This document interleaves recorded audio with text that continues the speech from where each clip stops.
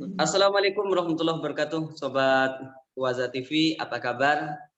Hari ini kita kembali dalam segmentasi potensi pariwisata halal di Pulau Madura dan telah tersambung dengan pemateri kita hari ini yaitu Bapak Adiono MHI.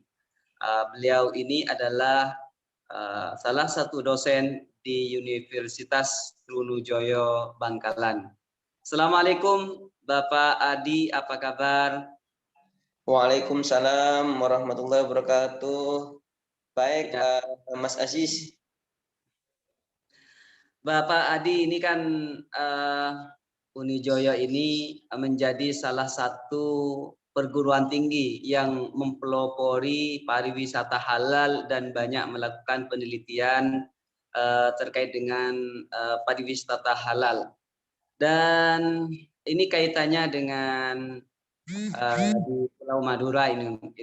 Jadi kan di Madura ini kita tahu bahwa mayoritas masyarakatnya adalah Muslim dan lebih dikenal dengan masyarakat yang religius. Menurut Anda, seberapa besar potensi wisata halal di Madura? Baik, Mas Aziz. Jadi di Universitas Trunojoyo Madura, tepatnya Fakultas Keislaman, itu sudah lama ya.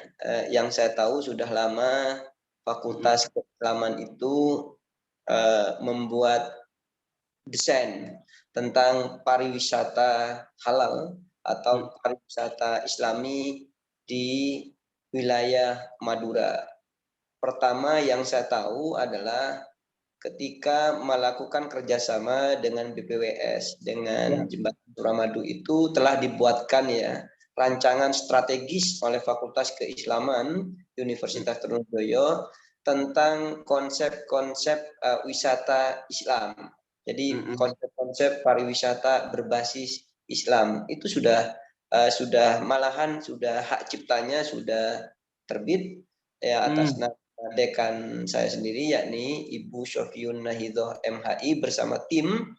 Dan apabila ada masyarakat yang membutuhkan tentang konsep ya desain pariwisata halal atau pariwisata berbasis Islami bisa menghubungi fakultas kami. Kebetulan naskahnya sudah jadi dan kemudian oleh fakultas itu sering disosialisasikan di tingkatan kabupaten, di tingkatan desa, dan di tingkatan pengelola pariwisata tentang konsep wisata halal atau wisata Islami tersebut.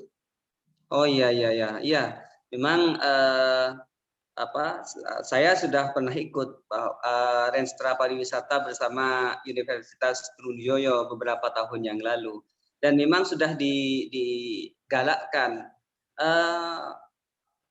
Apakah ada kabar bahwa memang ada di Madura itu yang sudah secara legal, maksudnya secara legal itu ya dia sudah mendapatkan sertifikat yang pariwisata halal.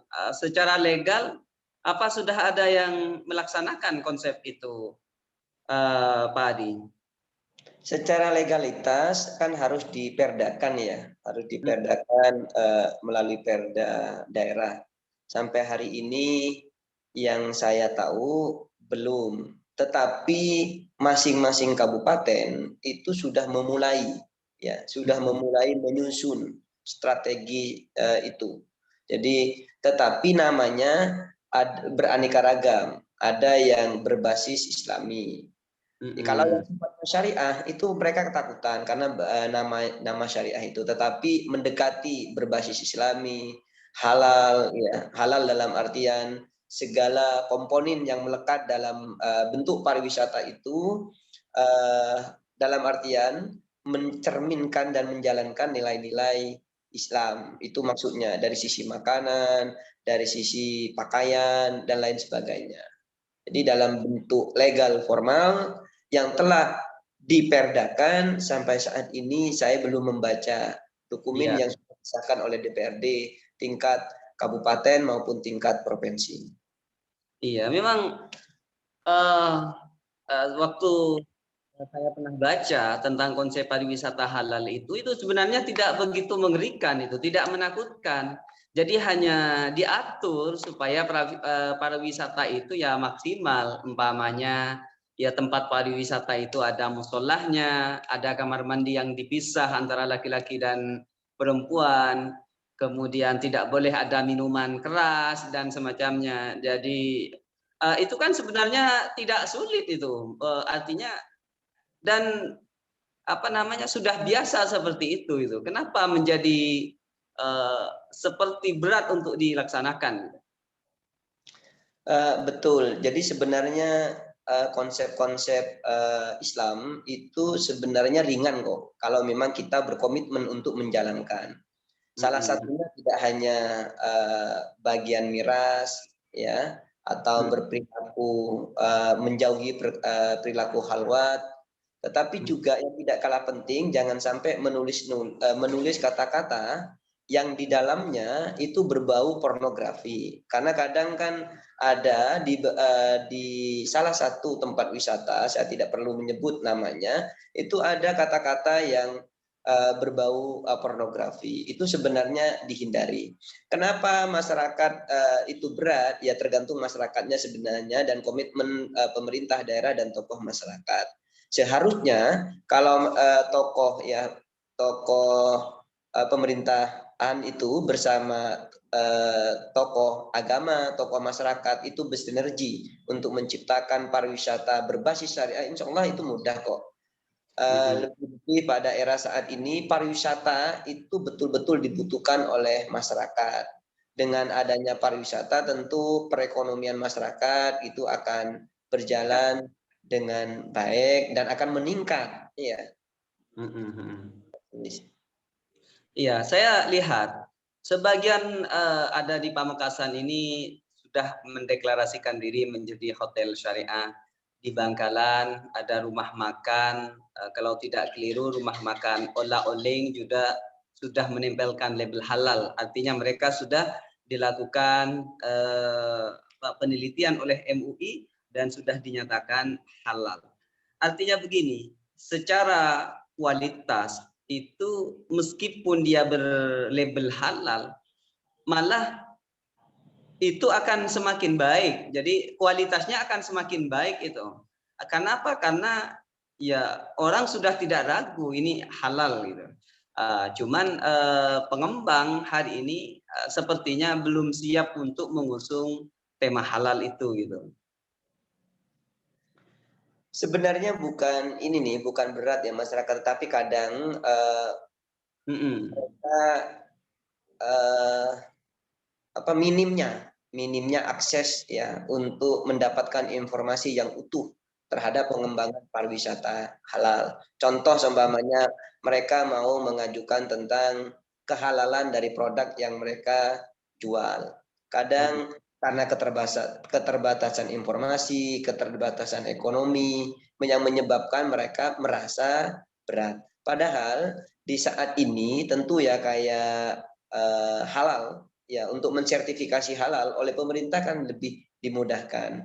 Saat ini karena sudah tidak tunggal di MUI, malahan sudah dipegang oleh BPCH yang mengurusi tentang halal. Ke depan untuk menerbitkan halal itu aksesnya ke masyarakat lebih dibuka secara luas, apalagi di setiap universitas di seluruh Indonesia termasuk Universitas Trunojoyo Madura itu sudah punya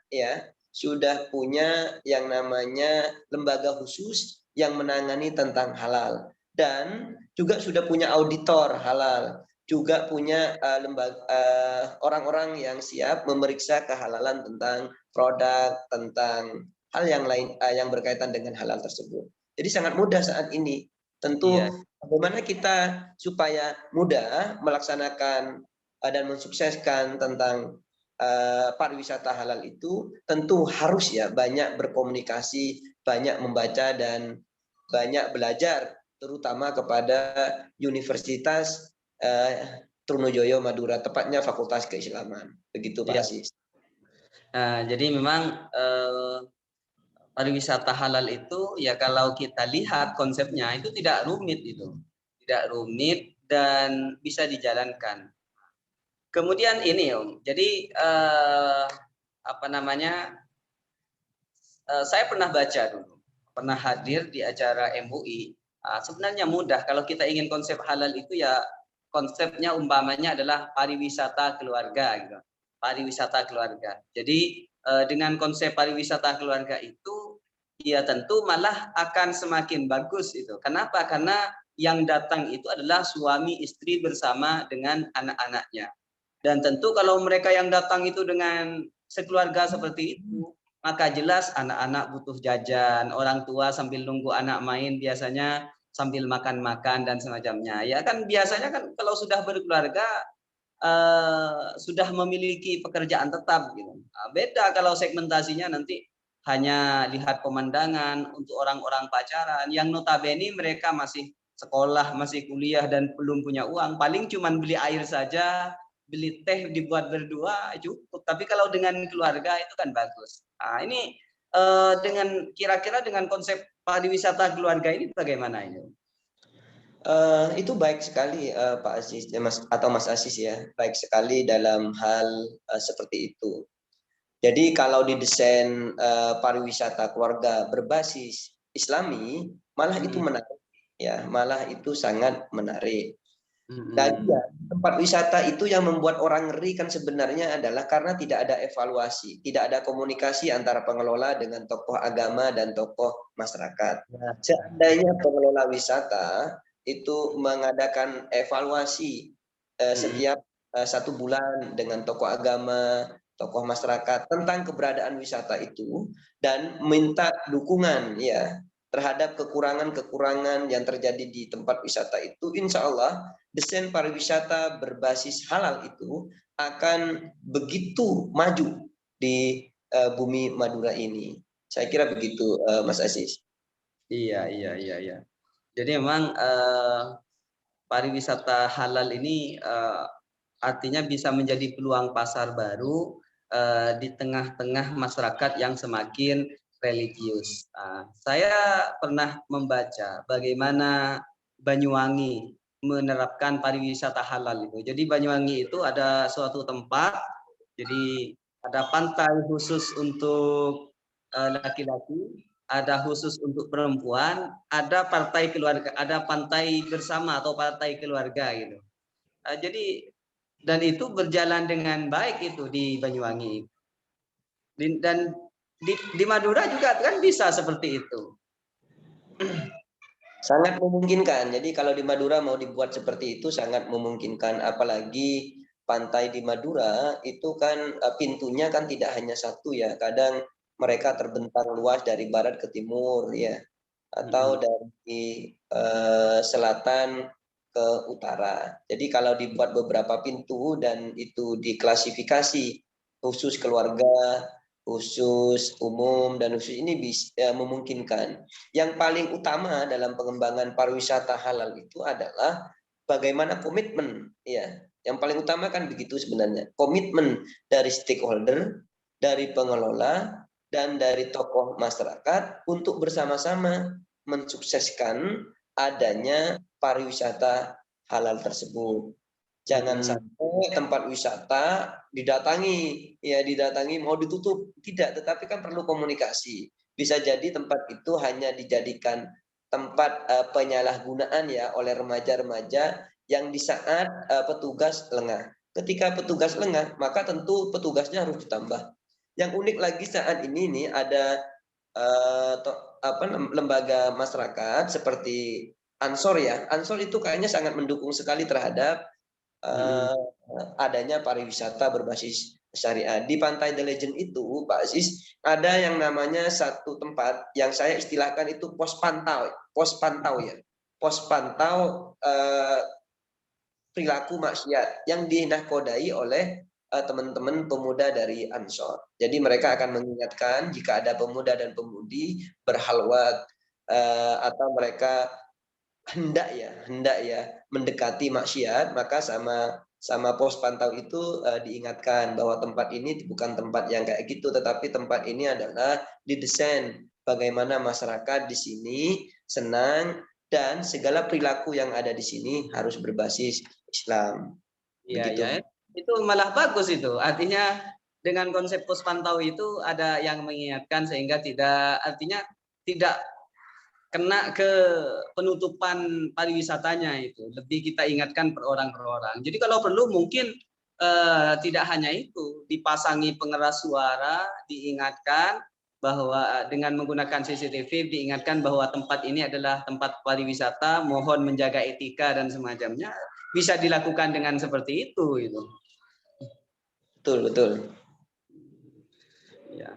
Ini kita tahu ya bahwa awal mula dari pariwisata halal itu digagas oleh MUI yang kemudian ditangkap sinyalnya oleh Universitas Trunojoyo yang kemudian saya lihat beberapa kali Universitas Trunojoyo itu membuat workshop bagaimana desain wisata halal di Madura. Nah, jadi itu mungkin menjadi jalan.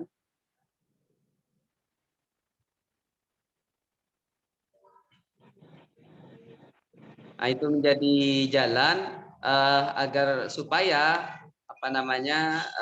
pariwisata itu eksis di Madura, berdampak secara ekonomi kepada masyarakat, dan tentu kita harapkan pariwisata ini yang menjadi pariwisata yang berkah gitu.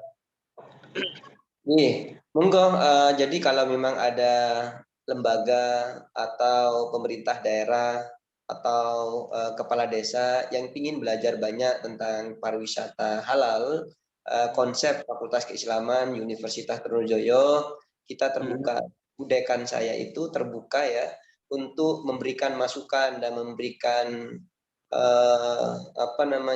pemetaan terhadap pariwisata halal tersebut. Jadi kita terbuka, malah senang ya, karena juga perguruan tinggi dilibatkan dalam menciptakan hal itu. Kebetulan kan kita punya konsepnya untuk mendesain bagaimana pariwisata itu berbasis Islami atau halal ya, sesuai dengan harapan masyarakat Madura. Di sini Madura tentu tidak boleh pariwisata di Madura itu menyalahi tata aturan yang di luar norma-norma ya, yang di luar norma-norma agama dan norma-norma Islam. Saya kira begitu Pak Aziz. Ya, semoga yang saya sampaikan bermanfaat. Amin amin. Ya, terima kasih atas kesediaannya Bapak Adi. Selamat menjalankan aktivitas. Mudah-mudahan kita semua dalam keberkahan, diberikan keberkahan oleh Allah Subhanahu wa taala. Amin ya rabbal alamin. Assalamualaikum warahmatullahi wabarakatuh. Waalaikumsalam warahmatullahi wabarakatuh.